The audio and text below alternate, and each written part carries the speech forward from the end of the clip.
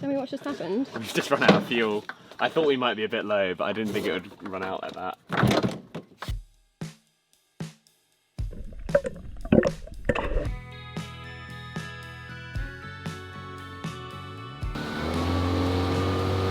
This thing goes! It's so much fun.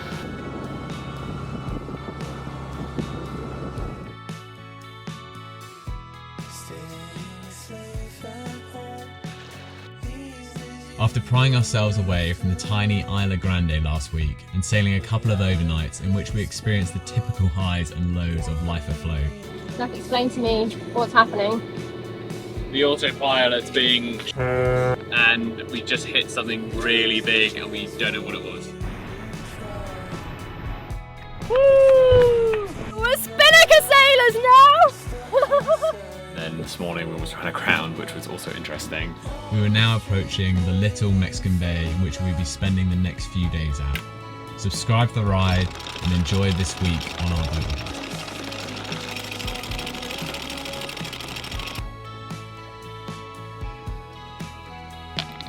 Yeah, we're holding really nicely actually.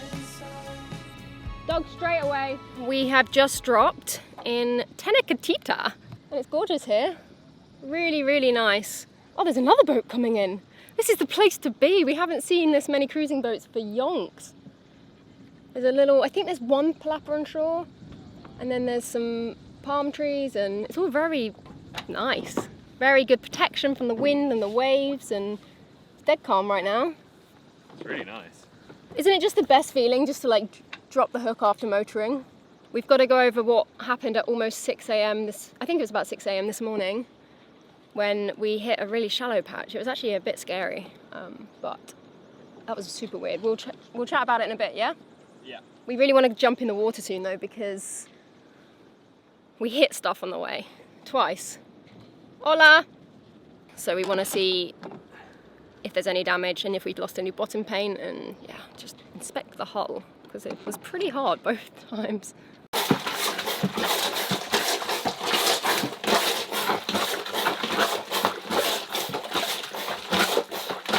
When we've been motoring, we like to do two things. We like to either make water or we like to do a wash, because we've got power and we've got a lot of hot water, like piping hot water. We've already got all our tanks filled from Ziwa, so now we are doing some laundry. And laundry on a 40-foot sailing boat looks like a bucket and some elbow grease. So that's what we're doing now. Job well done. Right, should we go for a swim? Yeah, I think so.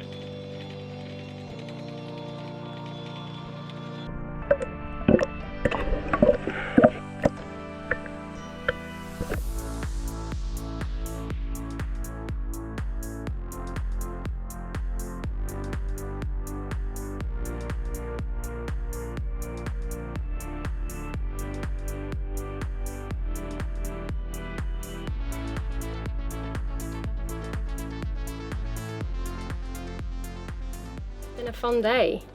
We have just been cleaning the boat, doing some laundry, and we went for a swim, checked some damage on the boat, and Zach also went for a bit of a snorkel free dive. But it's a really gorgeous anchorage here. It is just lovely to be back in a place where there's cruisers actually. There's a cruiser's net and it's really calm and it's gorgeous here. We wish we could spend longer, but I thought we'd just sit down and chat about what happened earlier and how we almost ran aground out at sea. The weirdest thing. So for those that are familiar with navionics, it's what we use, the charts we use. So you have the nautical charts, which are charted professionally for the most case, and then you have the sonar charts, which people can customize and add and edit, and you know, if there's fishing spots or strange contours under the water, users of the app can go in and add that information. So it's not verified, but we, for the most part, we manually chart our route, but we plotted a point from one headland to the next, and we went along the route, and it was deep at sea. It was 250 meters deep. No reason to worry, right? I mean, usually we zoom in and we have a check. However, we got caught out this time. I guess we didn't zoom in further enough because there was nothing we could see on the charts about this. And then I was on my watch, it was about, what time was it? 6:30? Yeah. And suddenly our new depth sounder alarm is going off, because we've set a alarm to go off at 2.5 meters deep, or shallow, may I say. And it was just going off, and I was like, something's wrong. You know, you don't get a low depth alarm at sea. And I will say that sometimes there's a thermocline where the hot and cold waters mix, and it can give it slightly inaccurate readings on the depth sensor. It can read a bit shallower. Sometimes we'll be in 100 meters and we'll read 30 meters, but we know it's, you know, nothing to worry about. It's not crucial. However, this seemed strange, and I quickly zoomed in really far onto the charts, and this is what I was met with. This green patch, for those familiar with navionics, that is drying. That's 0. However, there was no waves breaking on it, and we were 7 miles offshore, so you really don't expect random shallow patches to be out that far. But I realised something was wrong. I actually called Zach. I said, Zach, we need to take it off autopilot. I ran down, took it off autopilot, came up, and we steered really hard right to get away from this, and it still said shallow for a little while. And you can see actually in our boat track, you can see where we didn't even go over the 0, but we obviously realised beforehand and made a really dramatic turn. So that really woke us both up. We think it was just a thermocline. It's a very volcanic region actually. I started looking into it, and there are seamounts, but it seems a bit strange that a seamount that big and that shallow wouldn't A, have breaking waves over it, and B, be charted on traditional nautical charts. So I guess we'll never know what was there. I actually wish we'd looked at our depth sounder's temperature gauge at that time, just to see if there's any discrepancy there, because that actually would have been really interesting. And about 5 miles later, I realised that Parker on Boundless, he has forward-facing sonar, so if we'd thought about it in the moment, it would have been really cool to get him to eke kind of a bit close to it slowly and see what he can see on his sonar. But I mean, by that point we were already a couple miles away, so yeah, that was a crazy time that we almost ran aground out in the middle of the ocean. Although we might not have, because it might be a thermocline. Exactly, but strange. And yeah, what would you do in that situation? Would you just trust that it was deep water, or would you have done the same as us and steered away from what potentially could have been a shallow patch?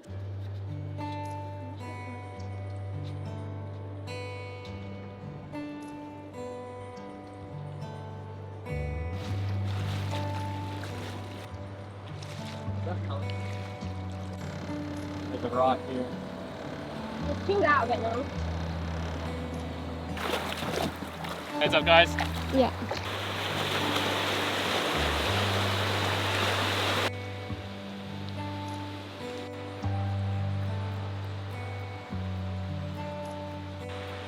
Wow, this is really pretty.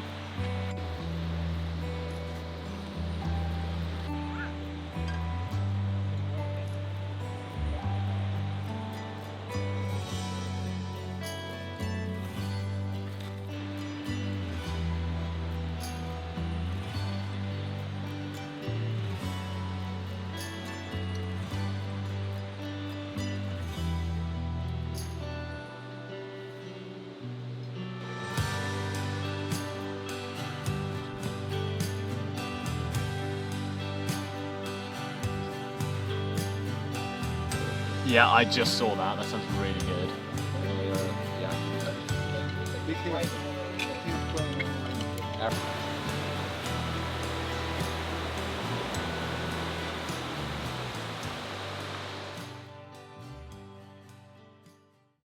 This morning we are going down the river, and we have to time it right because it's high tide, but there's a river from the anchorage weaving. I don't know. It goes like 5 miles. It does? It's called Jungle River. Jungle River. We can't obviously go that far because we're very limited by the tide. What's the plan then? Are we going to take the dinghies across, or are we going to go back? We're going to go all the way back. Also quite hard to predict the tide here because the tidal buoy is quite far away, but we've got Boundless and we've got Isla, and we're all going to find the river. There are crocodiles, so we won't be swimming.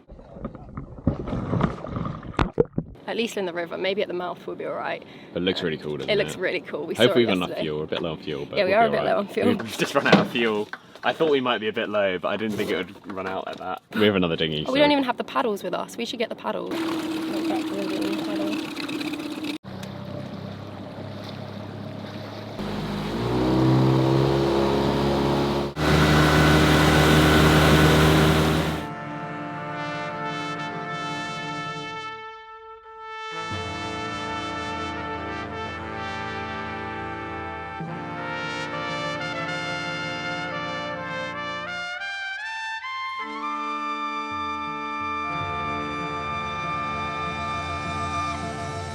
The first hurdle to getting into the river is the breaking waves.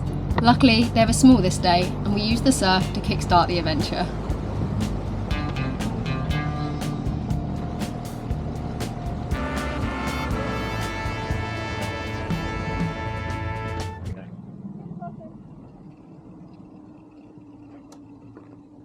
With the motor unstuck and a newfound respect for shallow patches, we could really get some miles under our belts. Yoo-hoo! Yoo-hoo!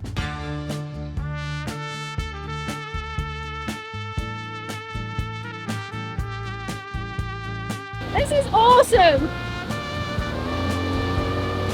This thing goes! Scale of 1 to 10, how much fun are you having? 10. This is so much fun. Oh wow, look at that! Wow, this is the best river we've been on.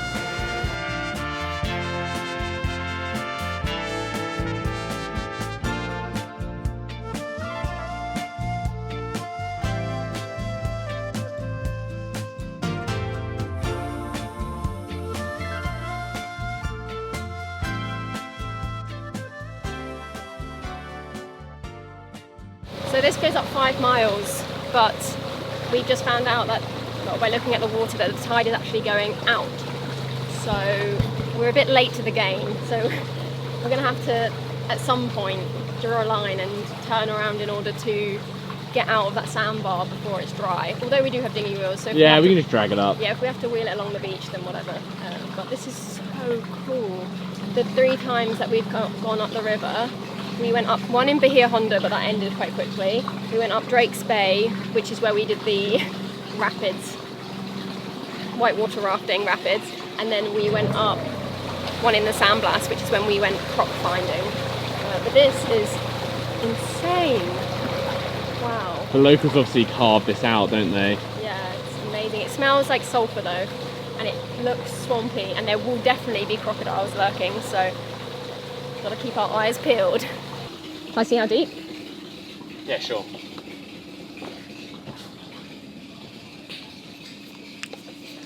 Oh, it's really deep. Wow, I love mangrove ecosystems. Cool, isn't it? They're bigger carbon sinks than rainforests. Yeah, it's amazing.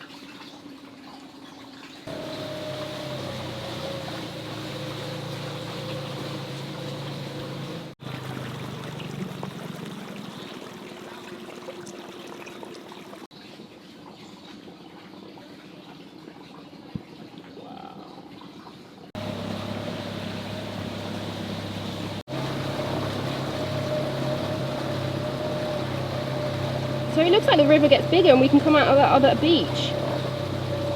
I don't know whether... Yeah, the tide's changed which way it's going. It's going with us.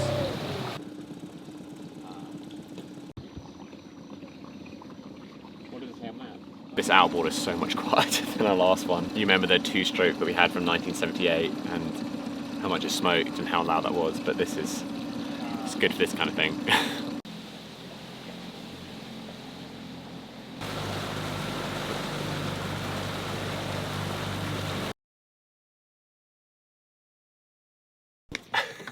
Tell me what's just happened. We've just run out of fuel. I thought we might be a bit low, but I didn't think it would run out like that.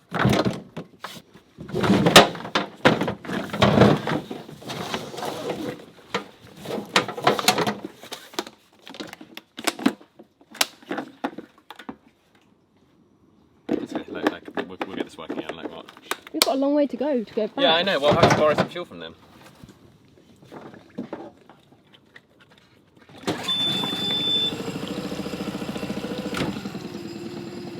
You guys got stuck or no, we're running out of fuel. We ran out of fuel. How much fuel do you got left? Well, it's still going, so that much. What is it? Did you have? Did you just tilt it? Yeah. We're running out. It's fine. All right. Well, we can tow. I have 2-stroke, so mine's mixed with oil. All right, we're almost there. Yeah, sweet. that's what we thought. We'll be fine. Yeah, right, we can row. It's not the worst thing that's happened. I giggled hearing myself say that it wasn't the worst thing that's happened. For many people, running out of fuel in a random croc-infested river in Mexico sounds like their worst nightmare. I guess living our lives at sea has made me realise what is worth getting stressed over, and how to let go of the rest. It's cool to realise that.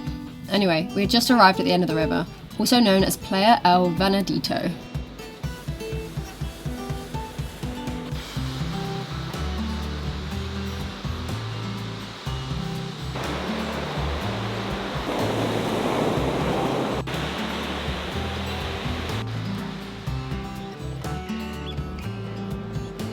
Then are we going to take the dinghies across, or are we going to go back? Actually, we're going to go all the way back. You could land them here and launch them again, but we kind of enjoyed that too much, so we're going to do it, and we're going to do it now before the tide gets too low. It's getting a little bit shallow. We might have to drag at some bits, and there's crocs, so we don't want to get in the water that much, surprisingly enough.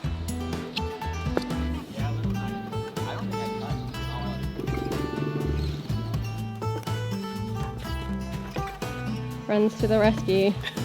Come back here. No, leave that. This is the first time we filled up the tank since we've got it. A little poker, a little pen. Someone want to pump for me? Yes, sir. I can get it. Put it on this side.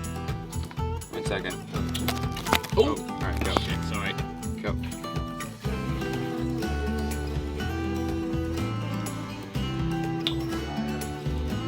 Just going back to what I was chatting about earlier, when we look back at our journey so far, don't get me wrong, the good times are wonderful and we'd obviously prefer when things go right.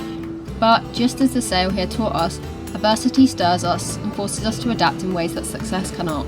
It's the struggle, the failure, the unexpected twists and turns that add texture to our lives and to our stories. I love this! We rarely read books about moments of perfect peace. It's the conflicts, the crises and the missteps that make for compelling narratives. These rough patches are where character is forged and where meaning is often found. It's in these moments that we learn most about who we are and what we're capable of becoming.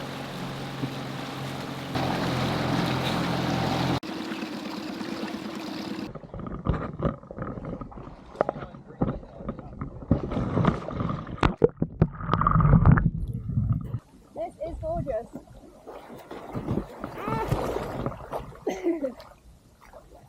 Oh, this is a drift out. This is drift out actually gorgeous. Oh, this is Actually gorgeous. I'll block any a net fish. A net fish. I'm in with the croc.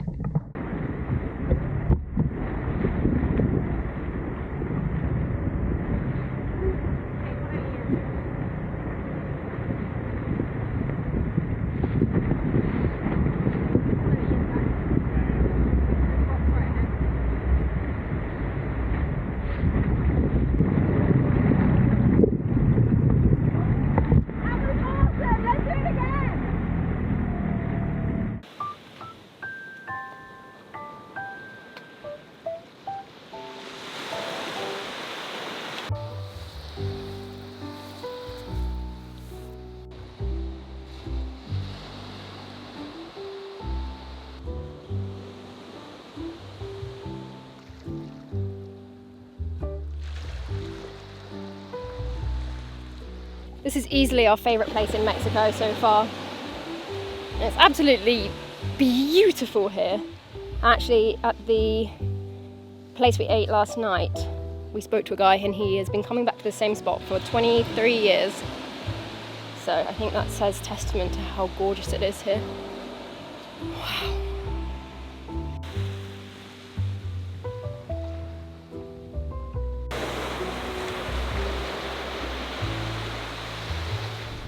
Nothing could quite top that river, but it was worth a shot. So we headed out to the rocks that evening to see if we could find some dinner. I think it's worse today. You gotta get that dinghy slipping on. Gosh, it's a bit turbulent.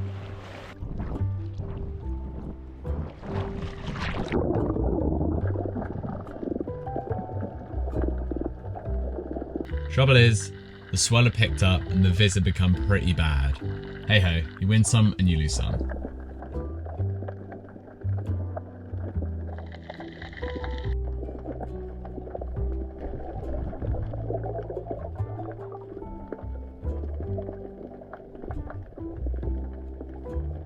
Stop back here next Monday when we make the hop north to Puerto Vallarta.